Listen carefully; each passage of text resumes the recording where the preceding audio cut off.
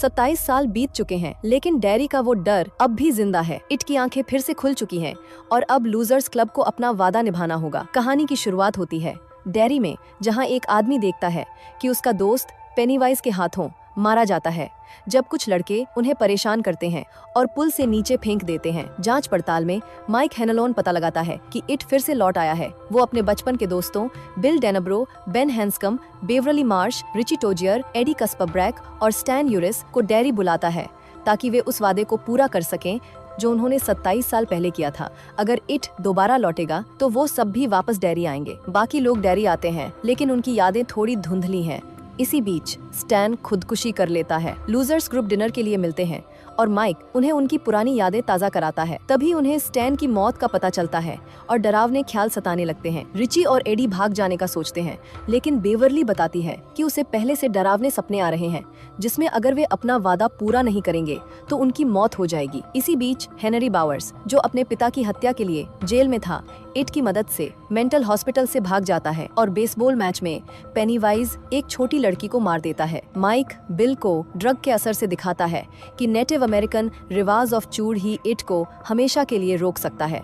पुराने club house में जाकर और स्टैन का शोवर कैप ढूंढकर माइक समझाता है कि इस रिवाज के लिए उनके पुराने समय की चीजों की जरूरत है। फिर वो सब अलग अलग जाकर अपने पुराने यादगार सामान ढूंढते हैं। बेवरली अपने पुराने घर जाती है जो अब एक बुजुर्ग महिला के कब्जे में है और वहाँ उसे बैन का प्रेम पत्र मिलता है। वो डरकर भागती है जब उसे पता चलता है कि बुजुर्ग महिला असल में ईट है। बेन अपने बचपन की एक घटना याद करता है और समझता है कि उसका आर्टिफैक्ट वही सालाना बुक का पन्ना है जिसे बेवरली ने साइन किया था। रिची और एडी भी अपने पुराने यादगार सामान लेते हैं, एक गेम आर्केड का टोकन और इनहेलर। पेनीवाइज रिची का मजाक उड़ाता है, फिर ईडी को डराता है, लेकिन जब एडी खड़ा होता है, ईट छोटा होकर भाग जाता है। बिल अपनी बचपन की साइकिल ढूंढता है और स्टॉर्म ड्रेन से जॉर्जी की पेपर नाव वापस पाता है। वो डीन नाम के एक लड़के से मिलता है जो कहता है कि उसे नाले से अजीब आवाजें सुनाई देती हैं। बाद में बिल को पेनीवाइज का संदेश मिलता है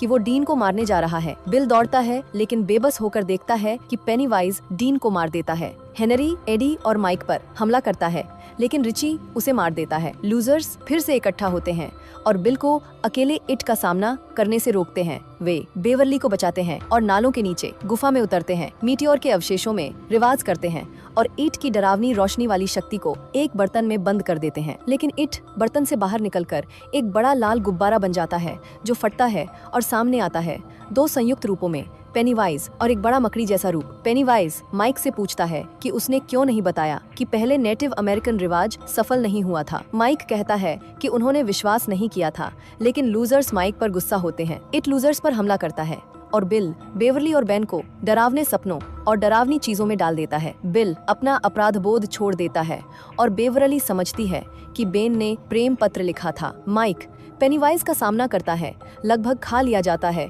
लेकिन रिची ध्यान भटकाता है और डरावनी रोशनी में फंस जाता है। ईडी उसे बचाता है, लेकिन गंभीर रूप से घायल हो जाता है। लूजर्स पेनीवाइज का मजाक उड़ाते हैं, उसे छोटे और कमजोर बनाने के लिए नाम बुलाते हैं। माइक उसका दिल फाड़ता है और लूजर्स मिलकर उसे मार देते हैं। एडी मर जाता है और गुफा ढह जाती है, जिससे उन्हें उसे वहीं छोड़ना पड़ता है। बाकी लूजर्स पुराने स्विमिंग एरिया लौटते हैं, हाथ पकड़कर रिची को सांत्वना देते हैं। बेन और बेवरली शादी करते हैं। रिची किसिंग ब्रिज पर लौटता है जहां उसने अपने और एडी के नाम खो दे थे। माइक डैरी छोड़कर नई जिंदगी शुरू करता है। बिल नई कहानी लिखना शुरू करता है। तभी उसे माइक का कॉल आता है। स्टैन ने सबको मौत से पहले लेटर्स भेजे थे। लेटर्स बताते हैं कि स्टैन डर के मारे इट का सामना नहीं कर सका और उसकी मौत एक बलिदान थी ताकि बाकी लूजर्स को मौका मिल सके। वो सभी से कहता है कि अपनी जिंदगी पूरी तरह अच्छे से जियो।